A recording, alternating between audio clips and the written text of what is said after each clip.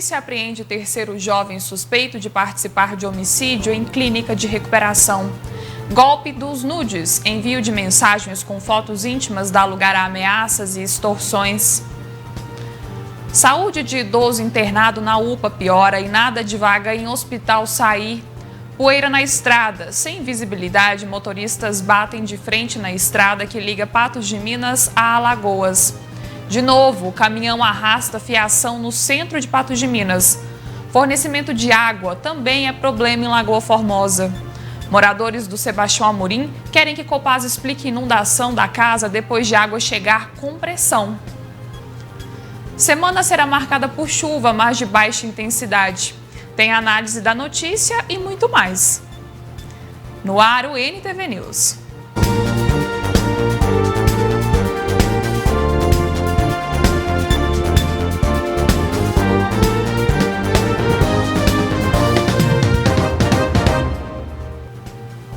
A Polícia Civil apreendeu mais um adolescente suspeito de envolvimento no homicídio de um garoto na semana passada em uma clínica de reabilitação. O jovem de 15 anos teria ajudado outros 2 adolescentes a sufocarem a vítima. O crime foi registrado no dia 7 de outubro. O adolescente de 14 anos foi encontrado sem vida logo pela manhã.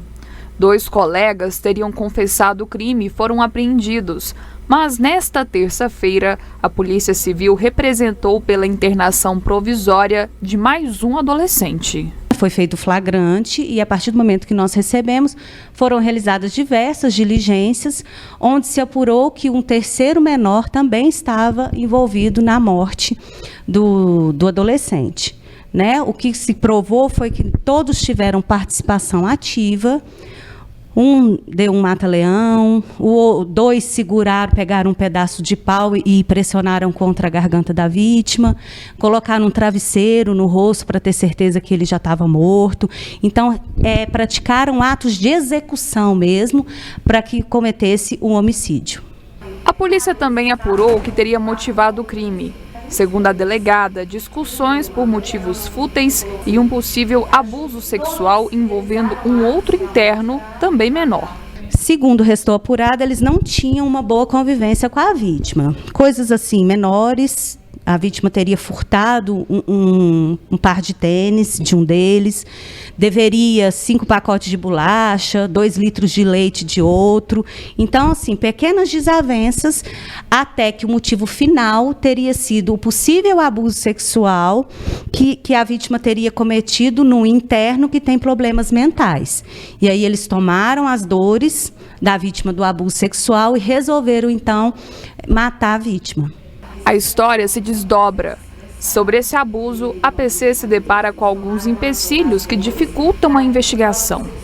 A questão do abuso sexual é o seguinte: primeiro, o possível autor, ele morreu. Mas o maior problema é da vítima. A vítima, ela tem problemas mentais, ela não tem capacidade cognitiva de se expressar, de contar o que aconteceu, ela toma medicamentos muito fortes. Então, a maior dificuldade de se apurar vai ser, na verdade, de declarações do depoimento dessa vítima. Até o momento não foi possível colher as suas declarações. Então, o que se sabe é o que as pessoas falaram. Teve um abuso, não ocorreu. Mas a vítima em si, ela não tem, até o momento, condições de se expressar para relatar o ocorrido. Dos adolescentes apreendidos, um tem 15 e outro 16 anos. A internação provisória tem o prazo determinado de 45 dias e o inquérito da PC deve ser concluído ainda esta semana. Todos, na verdade, no momento do flagrante, que foi no dia 7, eles já foram internados provisoriamente 45 dias e hoje nós conseguimos cumprir a internação provisória do terceiro envolvido.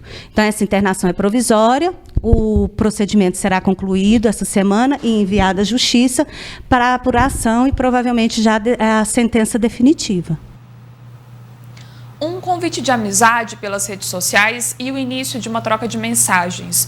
O tempo passa e as conversas chegam ao envio de fotografias íntimas. Nesse momento, a sedução dá lugar às ameaças e extorsão. Esse golpe já fez vítimas aqui na região. Novos golpes na internet surgem o tempo todo. Os criminosos parecem se reinventar a cada tentativa de extorsão. O mais recente recebeu o nome de golpe dos nudes. Ele começa quando um agente malicioso faz um perfil falso nas redes sociais, personificando uma mulher atraente, e aborda homens na faixa dos 30 a 50 anos, enviando mensagens picantes e sugerindo a troca de fotos íntimas. Assim que eles encontram esses alvos, eles começam a trocar mensagens com esses homens, se intitulando como uma mulher, né? Geralmente fotos de mulheres bastante bonitas, né? E essa conversa vai evoluindo ao ponto deles pedirem um contato via WhatsApp, né?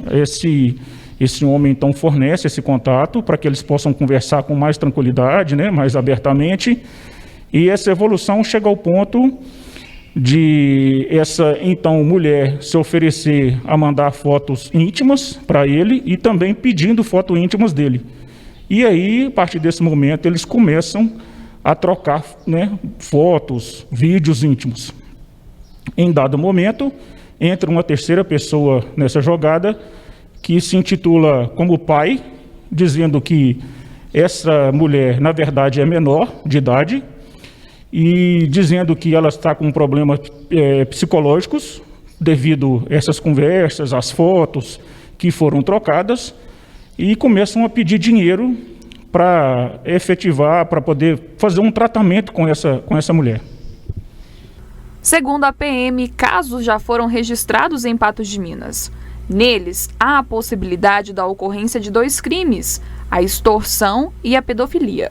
Vale lembrar que essa vítima, esse homem, ele também é autor, né? O Estatuto da Criança e Adolescente, ele prevê lá nos artigos 240 e 241, que mesmo com o consentimento dessa criança ou adolescente, né, trocar fotos íntimas, divulgar, reproduzir, né, cenas de sexo ou fotos com criança e adolescente é crime, que tem uma pena alta, que pode chegar de 3 a 8 anos, inclusive multa, e então por isso que esses homens acabam se sujeitando, né, ao constrangimento de ceder dinheiro, né, altas quantias, para que não sejam divulgados. O problema está se tornando tão recorrente que a Polícia Militar de Patos de Minas emitiu um alerta com dicas para evitar o golpe.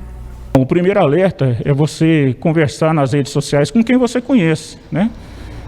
Hoje, não apenas o golpe do nudes, né? Existem vários golpes aí que começam através de conversa, as pessoas vão criando uma certa intimidade, vão cedendo informações e dados que posteriormente vão ser vítimas de outros golpes. E depois alertando, né, que qualquer divulgação de fotos, nesse sentido desse golpe especificamente, né, com crianças e adolescentes, é crime, né? Então, sim, essa vítima também é autor. Para que as pessoas tomem todo o cuidado para não cair nesse tipo de golpe. E na dúvida, né, se acontecer, procurem a Polícia Militar, procurem a Polícia Civil e denunciem.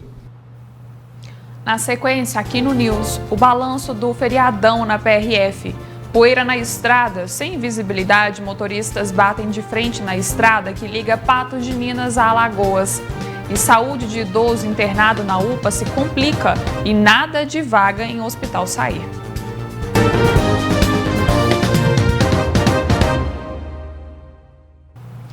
Uma família desesperada pede ajuda para conseguir uma transferência de hospital para o pai. O idoso está internado na UPA e teve piora no quadro clínico. Os mesmos problemas e nada de solução. Um retrato da ineficiência do sistema e da lotação dos hospitais. Terezinha e Rosânia, 2 irmãs que dividem uma preocupação: o estado de saúde do pai, o senhor Salatiel, de 81 anos. Ele deu entrada no hospital no último sábado e de lá para cá foram várias complicações. Primeiramente eu achei que ele estava intoxicado, que ele tinha intoxicado com alguma medicação que ele estava fazendo no uso. Recentemente ele fez uma consulta no posto e receitou um remédio para dormir. 2 comprimidos que ele tomou, 2 noites, no outro dia já amanheceu todo inchado e todo avermelhado. Aí trouxemos ele aqui, fez um exame e constatou que é rins e anemia muito forte. Aí fizeram os exames nele e deu que os rins dele estavam quase que paralisados e anemia muito profunda. Então que necessitaria de uma hemodiálise inicialmente. Aí desde domingo estamos aqui com ele já internado, esperando essa transferência para primeiro para o São Lucas, que lá é que fazia a hemodiálise.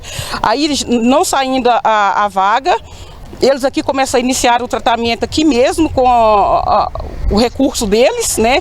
E surgiu o efeito com os rins, né? Aí os rins dele reagiam, só que ele pediu 2 tomografias. Na tomografia constatou que ele está com um coágulo no cérebro.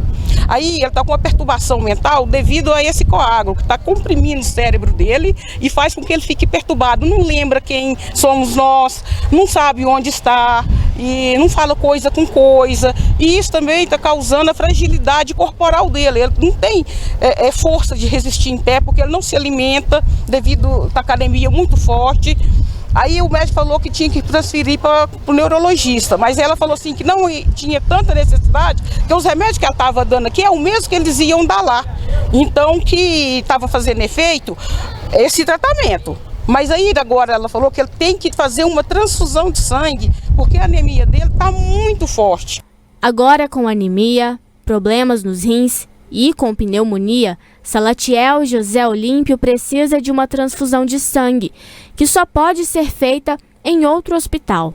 Mas, segundo a filha, Rosânia, não há previsão de vaga disponível nem de transferência para outro local. Um sangue, a transferência. E eu fui ali no SUSFácil agora, há 10 minutos atrás, e perguntei o que está precisando. Aí ela falou, o hospital aceitar. Simplesmente o hospital lá que pode fazer isso por ele, São Lucas e Regional. E o pior não é isso, a minha sobrinha teve o dia todo correndo atrás, veio cá, pegou o laudo, eles pegou e informou que não tinha vaga, não tinha leito. Desesperada, ela faz um apelo pela vida do pai. Se ele não fazer a transfusão, ele vai morrer, porque ele está morrendo a cada dia.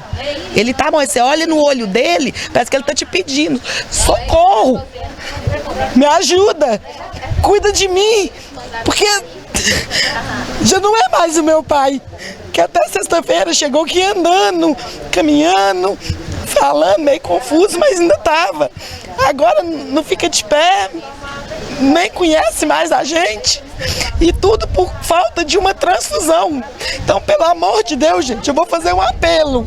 Aqui é uma filha que está falando, e um ser humano que sempre procurei fazer o que eu podia e o que eu não podia para quem estivesse do meu lado.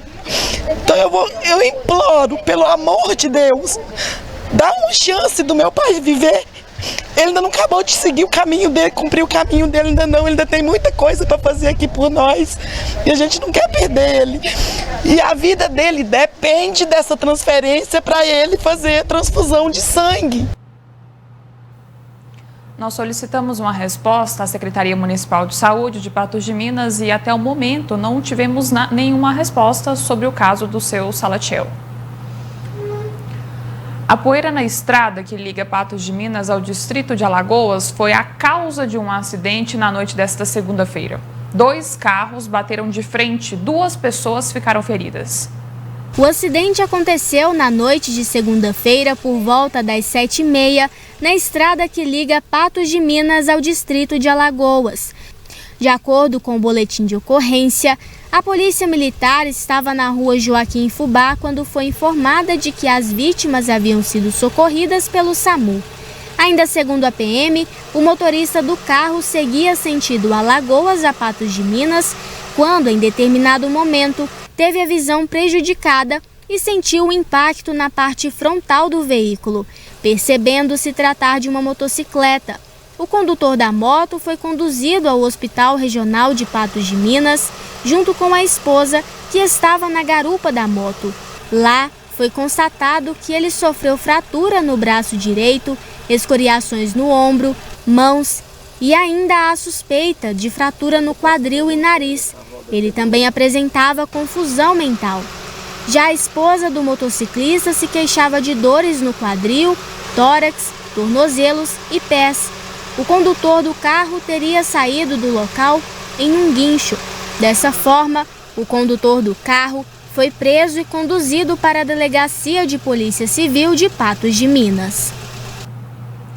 A Polícia Rodoviária Federal divulgou nesta terça-feira um balanço das ocorrências registradas na Operação Nossa Senhora Aparecida 2020, realizada durante o feriado prolongado. 141 acidentes foram registrados em Minas Gerais. 141 acidentes, 217 feridos, 17 mortes. Esses foram os dados apresentados pela PRF relativos ao final de semana prolongado no estado. O dia com maior número de acidentes foi na sexta-feira, com 44 registros.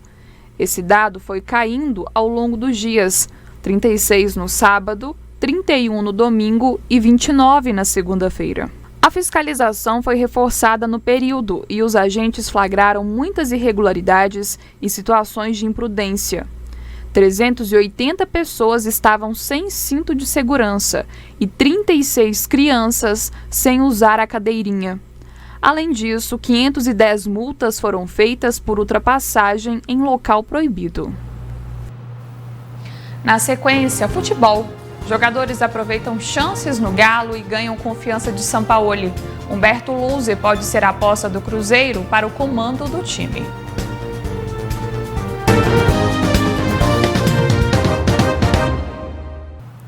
O Mamoré se prepara para receber o Serranense em casa no próximo sábado. A retomada do módulo 2 do Campeonato Mineiro foi com empate, mas na última posição da tabela, o Sapo precisa reagir. Na avaliação dos jogadores e da comissão técnica, a partida deste fim de semana foi intensa e de muito esforço para o elenco do Sapo. A gente avaliou uma participação boa, teve pouco tempo de preparação, mas a equipe se comportou bem, que a gente não teve nenhum coletivo, nenhum amistoso, mas valeu a pena, a garra, a vontade, a determinação. Nós estamos jogando com o líder e assim, exigiu bastante do nosso goleiro. Mas o Cleiton é um goleiro já experiente, já passou por várias equipes, E está bem treinado, ele está aí desempenhando bem, está treinando bem, está se esforçando o máximo, E assim, no jogo ele foi muito bem, fez 3 defesas excelentes, que nos ajudou bastante. No levantamento feito pela equipe da NTV, foi analisada a trajetória do Sapo até aqui. A primeira rodada, empate em 0-0 na partida em casa contra o Democrata de Governador Valadares. Na segunda rodada, 0-0 contra o Betim fora de casa. Terceira rodada em São João del Rei, goleado por 3-0 pelo Atlético Clube. Quarta rodada, derrotado em casa pelo Guarani por 1-0. Quinta rodada em Uberlândia, onde duelou com o CAP e perdeu por 2-0. Na sexta rodada, antes da pandemia, o Mamoré empatou em 0-0 contra Ipatinga, aqui em Patos de Minas. E a sétima rodada, já depois do retorno do campeonato, foi contra o Pouso Alegre, que também encerrou em 0-0. Ou seja, são 7 partidas disputadas, 4 empates, 3 derrotas e nenhum gol até agora. O time de Patos de Minas segue na lanterna com risco de ser rebaixado. Nós conseguimos um resultado que em outra ocasião, em outro momento, poderia ter sido comemorado com mais ênfase por a nossa equipe. Mas devido à situação do Mamoré, a gente fica até um pouco receoso por não ter conseguido o resultado positivo dos 3 pontos. Agora é treino firme para as próximas rodadas. O que nós precisamos melhorar um pouquinho a qualidade técnica da equipe e as finalizações. Nós precisamos de ter um acerto melhor porque oportunidades surgiram, só que nós não tivemos qualidade para definir o lance. Hoje é apresentação, depois jogos, 48 horas, é a recuperação dele, mas ele trabalhou forte ali na parte física, porque a semana que vem é corrido, jogo aqui, jogo fora, tem viagem, a gente praticamente não treina, só descansa, então hoje ele já trabalhou a parte física ali e amanhã ele dá continuidade comigo na parte específica. Com o cenário do elenco do Sapo até o momento, a responsabilidade em cima desses meninos é grande. A gente está trabalhando forte, firme, todos os dias, para a gente ir em busca do nosso objetivo, que é os 3 pontos. Sabemos que vai ser um jogo difícil, até pelo fato da equipe adversária ter ganho um jogo passado, mas o mais importante é a gente fazer o nosso jogo, né? Ganhar o jogo dentro de casa, que vai embolar tudo e deixar para as próximas rodadas ver o que vai acontecer. Não saímos do rebaixamento, então nós temos que fazer um bom jogo contra o Serranense e conseguir os 3 pontos para que a gente possa sair dessa situação incômoda. Depois de algumas tentativas frustradas, como Lisca e Filipão, o Cruzeiro agora tenta Humberto Luzer. Segundo a direção da Chapecoense, time de Luzer, nenhum comunicado de saída do técnico foi feito. Humberto Luzer ainda não foi oficializado pelo Cruzeiro, mas é o nome que deve estar à frente do comando do time, que vai de mal a pior. Na penúltima colocação na tabela, faz as últimas tentativas para ver se supera esse momento terrível. Busca um nome com bom histórico na Série B, como Humberto Luzer. O técnico está na Chapecoense, em terceiro na tabela, mas tem 2 jogos a menos que o líder Cuiabá e 3 a menos que o segundo colocado Ponte Preta. A multa rescisória é de R$100 mil pela saída de Luzer, e olha que o Cruzeiro ainda não pagou as folhas de agosto e setembro dos jogadores. Sobre mudanças de nomes, nenhum problema para a equipe. Que ele possa nos ajudar e também que a gente possa ajudar ele a tirar o Cruzeiro dessa situação. O Cruzeiro segue os treinamentos em Atibaia, interior paulista. O próximo compromisso é na sexta-feira, às 9h30 da noite, no Mineirão. Enfrenta o Juventude, que está na 5ª posição na Série B do Brasileiro.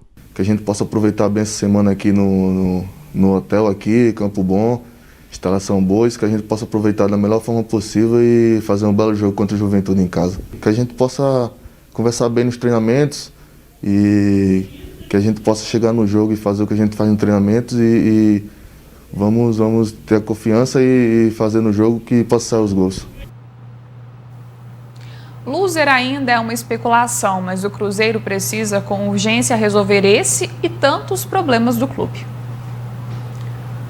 O Atlético tem poder de escolha entre os bons atletas em posições estratégicas. Com desfalque de jogadores importantes que foram defender suas seleções, oportunidades para outros, como Borreiro. Dylan Borreiro tem 18 anos. O colombiano participou da vitória por 3-0 para o Goiás. Com a boa atuação, passou a ter mais chances na equipe do Galo. Trabalhando forte, acreditando em minhas condições. E eu acho que foi isso que ele gostou e estou aqui para trabalhar forte, para demonstrar minhas condições, minha forma de jogar. Esses dias, meses que a gente não estava jogando, que estava treinando, eu acho que foi uma boa ideia, porque a gente tomou mais confiança e acredita em mim. Então trabalhei forte para chegar até agora para poder jogar. E nesta quarta-feira, às 9h30 da noite, o líder da Série A enfrenta o Fluminense no Mineirão.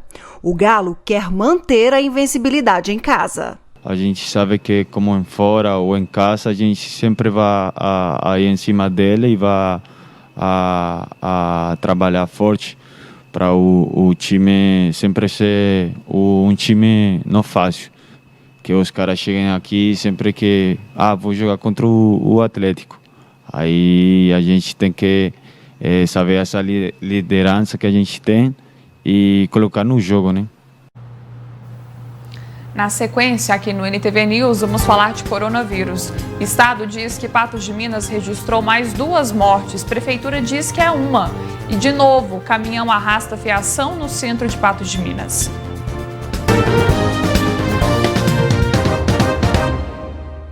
Estamos de volta com o NTV News dessa terça-feira e agora é hora de conversar sobre as principais notícias de Patos de Minas e região no quadro Análise da Notícia. Comigo hoje a jornalista Ludmila Bahia. Olá, Ludmila, como vai? Oi, Jéssica, boa noite para você, para todos que acompanham o NTV News e agora aí com a Análise da Notícia para a gente fazer aí uma descrição, o nosso ponto de vista, dar a nossa opinião sobre alguns assuntos dessa terça-feira. Tem muita coisa aqui para a gente conversar, Ludmila. Vamos começar pelo enfrentamento à pandemia aqui em Patos de Minas. Esses dados que são tão importantes para a gente acompanhar o desenvolvimento e o enfrentamento da doença aqui na cidade. Lembrando que hoje a gente traz o comparativo da última sexta-feira, que foi quando os dados foram apresentados e o sistema, né, foi alimentado pelos hospitais e divulgado pela Prefeitura de Patos de Minas, e os dados de hoje, dia 13 de outubro. Então a gente tem um atraso aí nesses dados e com certeza a gente tem aumento, né, na maioria desses números, né. A gente começa aí pelos casos confirmados, que a gente já teve um aumento logo de cara. Pois é, Jéssica. Em 4 dias, nós tivemos aí mais 37 novos infectados em Patos de Minas, seguindo mais ou menos o que a gente percebeu em dias diluídos na semana passada, mas a gente vê que o número de casos de novos infectados não está cedendo a curva como em outras cidades do país. Até a gente sabe que a taxa de transmissão da Covid vem perdendo força no Brasil, e em Patos de Minas vem se mantendo. Basta a gente olhar com cuidado os números fornecidos aí pela própria Prefeitura de Patos de Minas. Então tivemos mais 37 confirmados nesses 4 dias, de sexta-feira para essa terça-feira, totalizando, portanto, 2.572 casos. Aí um número positivo, menos pessoas doentes se recuperando em casa, são menos 45 pessoas comparando os dois boletins, mais 82 pessoas curadas da Covid-19 nesse tempo aí. E com relação às internações, a gente percebe um crescimento de pessoas internadas em leitos de UTI. São 17 pessoas ainda, mas mais pessoas em leitos de UTI, agora totalizando 11. E, infelizmente, mais uma vida perdida para a Covid-19, segundo a Prefeitura de Patos de Minas. Esse boletim, Jéssica, ele saiu no fim da tarde desta terça-feira, mas quando a gente compara o boletim epidemiológico da Secretaria de Estado da Saúde de Minas Gerais, ele saiu aí no final da manhã de hoje, lá tem 67 mortes, ou seja, 2 mortes a mais que no boletim de sexta-feira. A Prefeitura disse, olha, provavelmente esse número será atualizado amanhã, porque hoje a gente percebe que são 66. Então, aquele descompasso, aquela confusão de números que gera um nó na cabeça de muitas pessoas para entender a real projeção, caminho do coronavírus na cidade. Então, segundo o Estado, são 67 mortes, segundo o município, são 66 óbitos, vidas perdidas para a Covid-19. Nossos sentimentos a todos os familiares. Analisando outro dado aqui também, Jéssica, comparando a taxa de ocupação hospitalar em Patos de Minas, a gente tem aí o outro demonstrativo que a gente percebe uma pequena diminuição aí com relação a internados em leitos de UTI de Patos de Minas entre suspeitos e confirmados. Na sexta-feira eram 23, hoje 21. Então, uma pequena alteração aí nesses números, mas esse percentual aí a gente descobriu, Jéssica, que leva em conta não só pacientes de Patos de Minas, mas de outras cidades. Então, se a gente compara esses percentuais aí, alguns estão maiores que o de sexta-feira, por exemplo, quando a gente analisa a disponibilidade e a ocupação de leitos de UTI entre hospitais públicos e privados, mas quando a gente compara, por exemplo, leitos clínicos, aí a gente tem uma diminuição, mas ocupação também maior de leitos de UTI somente de hospital público. Então a gente percebe aí um crescimento na ocupação de leitos, principalmente de UTI em Patos de Minas, viu, Jéssica? Ludmila, agora a gente muda um pouquinho o assunto e a gente vai para a questão de trânsito aqui em Patos de Minas, que tem sido recorrente, né? Um tipo específico de acidente que tem causado transtornos por horas e horas depois. Antes disso, a gente tem uma reportagem, né? Um caminhão arrebentou fios no centro de Patos de Minas e a gente mostra agora o que aconteceu. E mais uma vez, os fios aqui em Patos de Minas voltam a ser pauta. Isso porque na manhã desta terça-feira, esse veículo que aparece agora teria passado aqui na rua José de Santana, bem no centro de Patos de Minas, próximo à rua Major Gotti, e arrebentado toda essa fiação. Segundo as informações de pessoas que presenciaram esse momento, esse veículo ele teria estacionado para fazer uma entrega logo ali à frente. Após isso, então, ele teria seguido para fazer o seu trajeto. No entanto, ao chegar exatamente nesse trecho da rua José de Santana, ele acabou arrebentando a fiação que começa logo ali acima. A partir de então, essa fiação que antes estava suspensa, agora está parcialmente no chão. A gente pode perceber aqui que nesse veículo, os fios acabaram se encontrando com ele e ficando encostados. Agora aqui encostado neste outro carro, a gente consegue ver aqui, ó, na roda, até mesmo debaixo dele, alguns fios que ficaram enroscados, estão todos enrolados aqui. E aqui a gente consegue ver onde esses fios teriam se arrebentado. Esse é mais um fato envolvendo veículos e fiação aqui em Patos de Minas.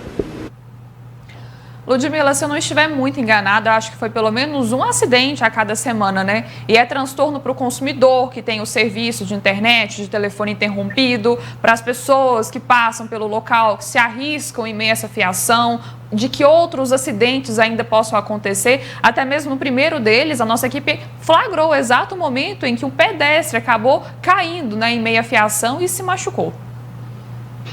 Jéssica, é impressionante como a gente tem assistido isso com uma frequência aqui no nosso jornalismo. Nós solicitamos também resposta à prefeitura que disse que, olha, estamos estudando uma alternativa para esse problema. Mas é um problema anunciado e recorrente, Prefeitura de Patos de Minas. São 4 anos no poder e até agora vocês estão estudando uma solução para essa questão que causa inúmeros transtornos? Como assim? Explica isso para a população, porque está difícil.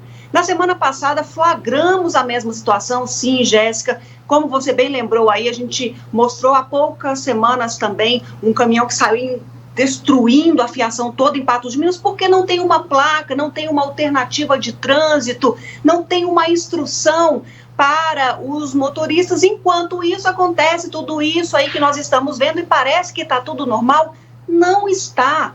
É preciso de termos gestor, é preciso de alguém, olha, é imediato, vamos aqui lançar mão, elaborar um plano eficiente para um problema que tem acontecido sempre. Então, qual é a melhor solução? O que podemos apresentar para resolver de fato esse problema? E não empurrar com a barriga, jogar para debaixo do tapete, buscar uma solução e nunca apresentá-la. É fazer hora com a população. A gente tem um problema, ele é sério, é evidente, é importante e não tem uma solução para ele.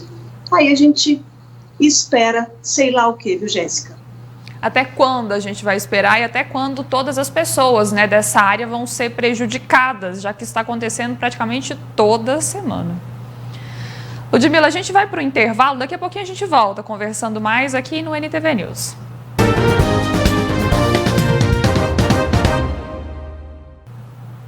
Depois de meses de espera, a semana começou com chuva em Patos de Minas. Há previsão de precipitação ao longo da semana, mas de baixa intensidade. A chuva chegou, durou pouco e provocou estragos. Muitos moradores em Patos de Minas ficaram no escuro nessa segunda-feira.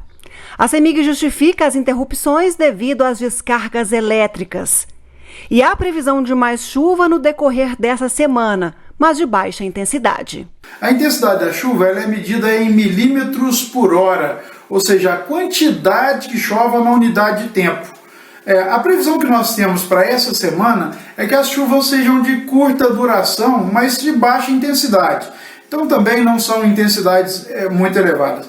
A previsão é que mais para o final de semana o volume de chuva deve aumentar um pouco mais. por volta de sábado ou domingo, até mesmo segunda-feira. Então, nessa semana nós vamos ter chuvas ao longo da semana, mas não com intensidades muito elevadas ainda. Será preciso grande volume de chuva para recompor os mananciais. O volume do Rio Paranaíba, por exemplo, está bem abaixo do esperado para essa época do ano. Nós estamos chegando no final do período de estiagem, que é compreendido entre o mês de março e o mês de outubro. E então, nesta fase final, nós podemos constatar aqui que o nível está um pouco abaixo daquilo que deveria estar para esse período. Por isso mesmo, com a retomada das chuvas, é preciso economizar.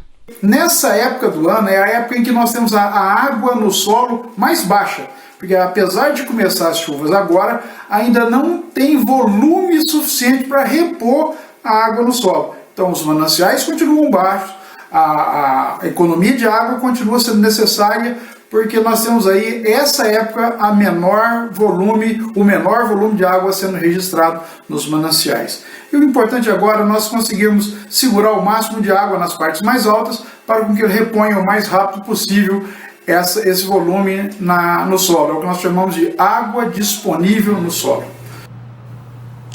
Ludmila, como a gente esperou essa chuva, né? A gente pesquisou, a gente contou nos dedos aqui a chegada dessa chuva e ela já deu para dar uma refrescada, né? Uma leve refrescada, não é, Jéssica? Claro que muito diferente essa semana da anterior com relação à temperatura, mas deu uma pequena aliviada no calorão aí, e como o Adalberto disse, é preciso a gente tomar alguns cuidados, porque mesmo que ela chegue e caia aí de forma menos intensa, como é de se esperar para o período, é preciso de tomar as medidas para que os mananciais sejam reabastecidos e volte aí à normalidade em alguns rios que fornecem a água para a captação, no caso da Copasa, o Rio Paranaíba. Fato é que na semana passada o Adalberto disse que iria chover no dia 12 e choveu exatamente no dia 12, dia de Nossa Senhora Aparecida. Agora é acompanhar aí as próximas chuvas, porque a primeira, menos com baixa intensidade, com um tempo pequeno de precipitação, já causou mesmo alguns estragos aí. Pois é, e outro fato importante é essa questão do abastecimento, né? Ligado aos mananciais. Em Lagoa Formosa, a população tem sofrido com a falta de água. Essas interrupções podem chegar até 12 horas. Antes, a produção de água do Serviço Autônomo de Água e Esgoto era de 3.600.000 litros de água a dia. Agora, são 3.800.000 litros, o máximo do que pode ser feito. E mesmo assim, falta água em Lagoa Formosa. A justificativa pela falta de água é devido ao alto consumo dos moradores do município. Hoje, o SAI tem produzido um volume de água acima do normal, né, para abastecer o município, e ainda assim, com essa onda de calor, as pessoas acabam usando água mais para suas atividades, como tomar banho, limpar mais a casa por causa da poeira. Inclusive teve as queimadas que ainda acentuaram mais esse consumo, né, e o tempo seco para irrigar jardins. Então toda essa demanda aumenta o consumo e que a capacidade de produção de Lagoa Formosa não está conseguindo supri-la. Sendo assim, foi montada uma escala de paralisação de abastecimento de água. Nos bairros Novo Horizonte, Jardim Botânico, Belvedere, Bom Retiro e Jardim Atlântico, ficará assim. No dia 14, quarta-feira, das 10 às 22 horas. Na quinta, das 10 horas da noite até a sexta-feira, dia 16, às 10 horas da manhã. No sábado, dia 17, das 10 da manhã às 10 da noite. No dia 18, domingo, das 22 horas até as 10 horas da manhã da segunda-feira. Nos bairros Planalto, Cidade Nova, José Cirino, Nossa Senhora do Rosário, Santa Cruz e Coelho, está dessa forma. Na quarta-feira, das 10 horas da noite até a quinta, às 10 da manhã. Na sexta, das 10 da manhã até as 10 da noite.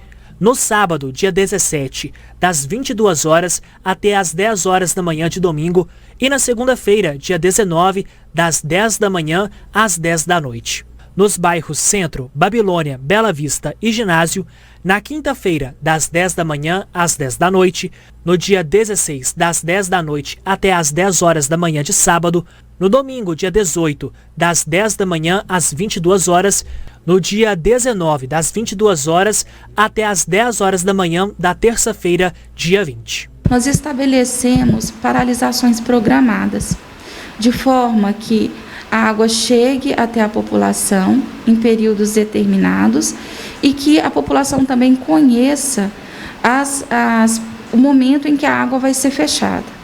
Então, assim, tentar abastecer.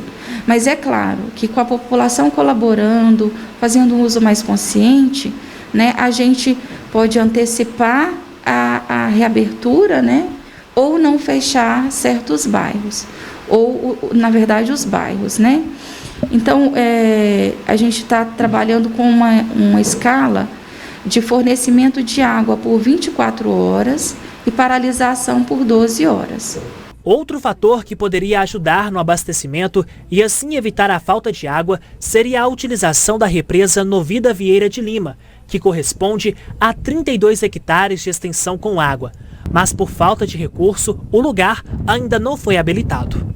O SAAI tem buscado recursos, né, juntamente com as autoridades federais, estaduais que dispõem de investimentos, né, tanto que a gente já fez inscrição na FUNASA para execução, conseguir recursos para execução dessas obras.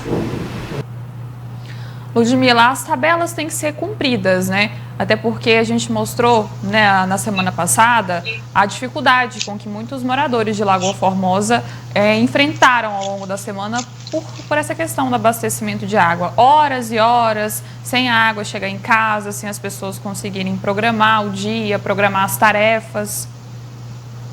Pois é, Jéssica, uma questão é essa, cumprir o que é falado, o que é pelo menos acordado de uma das partes, porque impressionante as direções das companhias, das concessionárias, não pensarem que, obviamente, haveria um consumo maior de água, até porque muitas pessoas ficando mais em casa. Então, logicamente, haveria um consumo maior. E ainda mais numa época que é de calor, a gente, logicamente, recorre mais à água.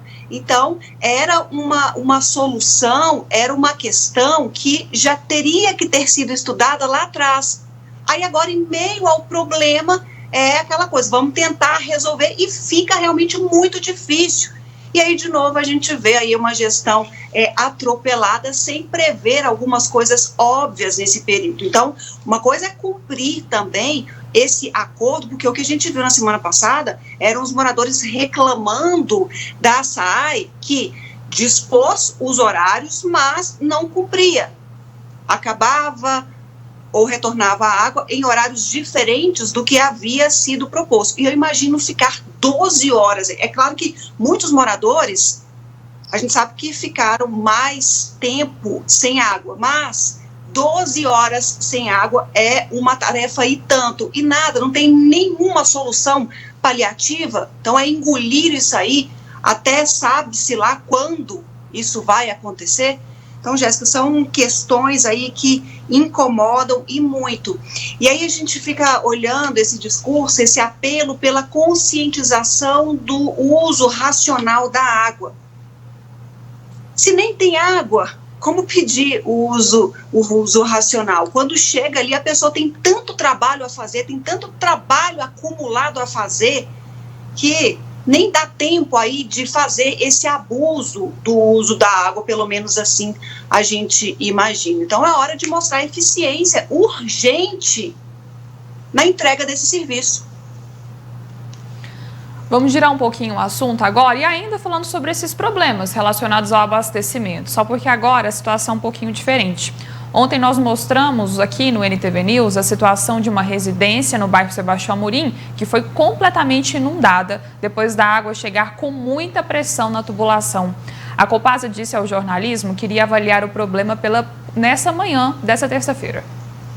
Na reportagem realizada pela nossa equipe, é possível visualizar os estragos iniciais causados pela água. Paredes, móveis, tudo inundado. Segundo a Nayara, o susto veio após chegarem de viagem no fim de semana e em pleno feriado. Todo dia está faltando água. Infelizmente, começa o final de semana, começa a faltar água. Então a gente saiu ontem à noite.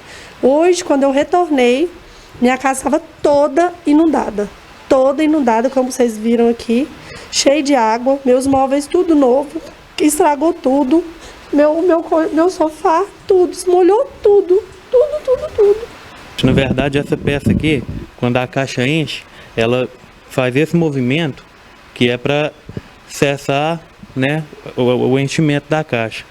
E com a pressão, como a pressão veio muito forte, ela fez esse movimento, que aí ela não vedou a água, que foi acontecer de derramar, né, e causar todo esse transtorno. E provavelmente tenha sido essa a causa. Após a matéria, nossa equipe entrou em contato com a companhia responsável pelo abastecimento na cidade, a fim de respostas sobre o que poderia ter acontecido, e foi informada de que uma equipe de funcionários iria até o local na manhã seguinte ao ocorrido checar a situação. Mas, segundo a Nayara, até o final da manhã desta terça-feira, nenhuma equipe compareceu. Não, ainda não. A Copasa ainda não nos procurou nessa parte da manhã, a gente não teve nenhum posicionamento da Copasa. Enquanto isso, a casa continua assim, pingando por todos os cantos, com as paredes completamente encharcadas, móveis começando a demonstrar sinais de estragos, e os prejuízos disso tudo começam a tomar conta dos pensamentos da mulher. A água não secou toda, como vocês puderam ver, as paredes estão todas molhadas, ainda tem água pingando do teto.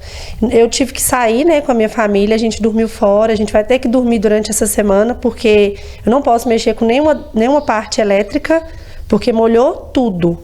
Então eu vim aqui para vocês verem o tanto que está molhado, e infelizmente essa pintura, o gesso, tudo a gente vai ter que trocar. O que mais nos abalou, além do psicológico de chegar e ver a casa nessa situação, é a questão dos móveis, né? Porque a gente trabalha tanto para comprar as coisas, divide aí em suaves prestações, e meu guarda-roupa era novo, meu armário, como vocês podem ver, já inchou, as gavetas nem estão abrindo mais, meu colchão, o colchão dos meus filhos, tá tudo na garagem secando. Então, infelizmente, é uma coisa que eu não desejo para ninguém passar, e estamos todos, né, susceptíveis a passar por isso, mas não é uma experiência boa ter os móveis todos aí secando, os móveis estragando, por algo que não é 100% nossa culpa, né? Então a gente não sabe como que a gente faz, como que a gente vai agir. A gente não está culpando a Copasa por tudo, mas a gente quer um posicionamento em questão de que, como está faltando água constantemente no bairro, constantemente, e a água volta só à noite e vem com uma pressão muito forte, isso não é só na minha casa, isso pode acontecer em qualquer uma das outras casas, porque está acontecendo no bairro há muito tempo. Ludmila, a situação já é delicada por si, mas o que mais me chamou a atenção é o quanto parece que essa consumidora está desassistida.